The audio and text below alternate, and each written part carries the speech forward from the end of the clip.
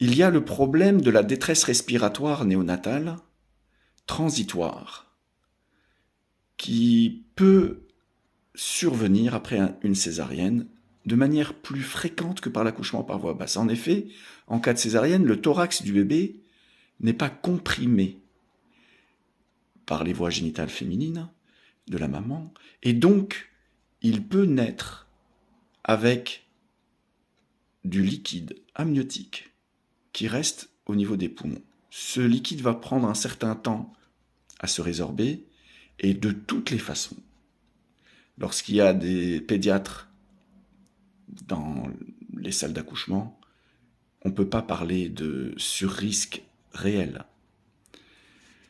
Le principal surrisque auquel vous êtes exposé en cas de césarienne, c'est pour le long terme, pour les grossesses ultérieures. Par exemple, une grossesse peut survenir par la suite au niveau de la cicatrice. Ça forme des grossesses extra-utérines qui parfois peuvent être redoutables. Il peut y avoir aussi parfois une petite poche qui se forme au niveau du segment inférieur, c'est la zone de la cicatrice. Cette petite poche peut provoquer des douleurs, une accumulation de sang qui va s'écouler après les règles.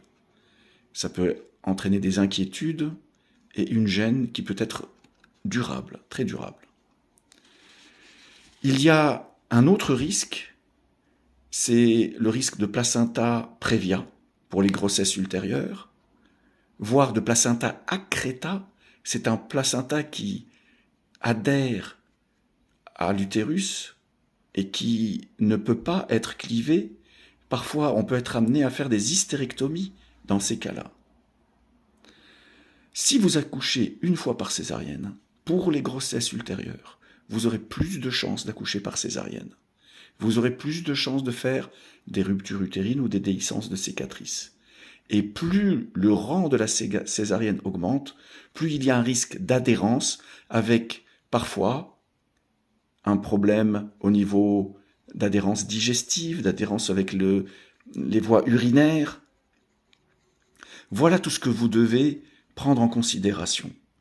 Pour les considérations qui concernent le bébé à long terme, certaines études assez récentes ont montré que quand le bébé naît par césarienne, il n'est pas colonisé par la flore vaginale naturelle de la maman, ce qui donne un microbiote pauvre et ce qui